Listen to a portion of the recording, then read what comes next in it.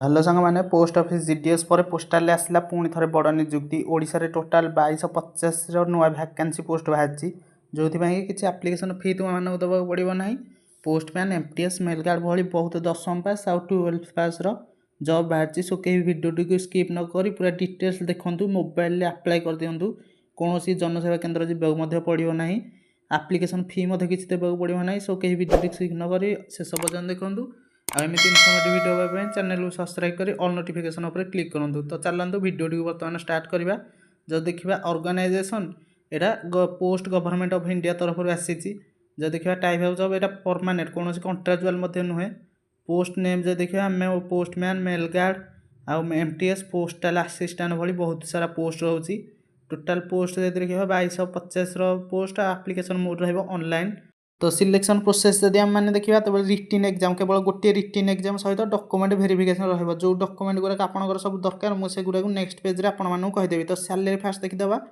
तो पोस्टमैन और mail guard salary रहा 21,700 रु नहीं 69,000 पर मंथ। आउ एमटीएस में रही 18,000 रु नहीं 59,000 पर मंथ। सो बहुत भल सैलरी रोचे। सो समस्ते अप्लाई करूँ। जदि क्वालिफिकेशन देखा पोस्टमैन रोचे 12th पास मेल गार्ड पे रोचे 12th पास और एमटीएस में रोचे 10th पास मिनिमम 30% मार्क सब रखी दरकार माने 10th और 12th मिनिमम 30% मार्क रखी दरकार। आ पोस्टमैन पे साइक्लिंग नॉलेज थी दरकार। तो आम मैंने जब देखा एससी एसटी आउ पीएसटी आउ फीमेल मानी कौन आप्लिकेसन फी देवाक पड़ो ना। केवल जेनराल ओबीसी आउ ईडब्ल्यूएस पुओ पिला 100 टका आप्लिकेसन फी रहा। मिनिमम एजटा जो देखा 18 वर्ष रु नहीं मैक्सिमम एजटा रोचे 40 वर्ष। आउ एज रिलैक्सेशन रोचे आज पर गवर्नमेंट रूल हिसाब से एज रिलैक्सेशन रोचे जमी 3 वर्ष और 5 वर्ष रहा कथा। तो जमी देखते सिलेक्शन प्रोसेस बेले किसी डॉक्यूमेंट वेरिफिकेशन थिला। तो से डॉक्यूमेंट वेरिफिकेशन में कौन कौन रिक्वायर्ड डॉक्यूमेंट आसन देखीदे। तो फास्ट देखा 10th और +2 मार्कसीट बा क्वालिफिकेशन सर्टिफिकेट थी दरकार। ता सहित 2टा रिसेंट पास फोटो माने वर्तमान 2टा पास फोटो सहित कास्ट सर्टिफिकेट और रजिस्ट्रेशन सर्टिफिकेट नहीं दरकार। ता सहित एक्सपीरियंस सर्टिफिकेट माने आगुरी जदि कौन एक्सपीरियंस सर्टिफिकेट तुम मान पाखे अच्छे तेज से नहीं दरकार। और आधार कि पैन मध्य जेकोसी गोटे ने चलो। देखा यही जॉब्र टोटाल पीडीएफ और अप्लाई लिंक केउठारे मिल। तो प्रथम मोबाइल स्क्रीन गूगल क्रोम को जाई सर्च कर दिंतु job vacancy in Odisha government माने ओडिशा गवर्नमेंट तरफ जी सब जॉब वैकेंसी आपको यही केवल गोटे वेबसाइट रे देखा मिल। सो प्रथम यही वेबसाइट को आपको विजिट करा पड़ो।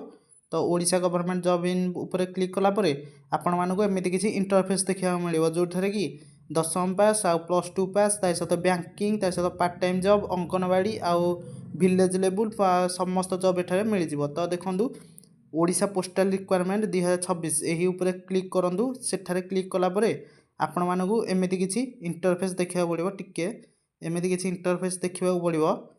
यापर आपण मैंने तलू स्क्रॉल कले देखिपारे पोस्टाल समस्त रिक्वायरमेंट जहाँ जहाँ नोटिफिकेशन मुझे सर्ट्रे कहीदेली ताहा सबू एठारे आपण मैंने देखिपारे। तो देखो जमी लिखाई ओडिशा पोस्टाल रिक्वायरमेंट 2026। तो जमी ऑर्गेनाइजेशन टाइप ऑफ जॉब मुझे सबू आपण मानक किसी सर्ट नोटिफिकेशन द्वारा कहीदे। तो यापर आपण मैंने तलू स्क्रॉल कलापर देखो तलू स्क्रॉल करूँ जहाँद्वारा कि देखिपारे किपरि अप्लाई करेंगे हाउ टू अप्लाई बोली लिखाई सेठारे आपण मैंने किपरि अप्लाई करेंगे ताहा देखिपारे। तो आम जो तलू स्क्रॉल करवा तेरे मोर जॉब्स लिंक्स और सर्ट नोटिफिकेशन पीडीएफ आसूँ कि अप्लाई लिंक आसूना कारण यही जॉब वैकेंसी यही मे मास शेष सुधा आसवाक जाऊँगी। सो एमती इनफॉर्मेटिव वीडियो चैनल को सब्सक्राइब कर ऑल नोटिफिकेशन पर क्लिक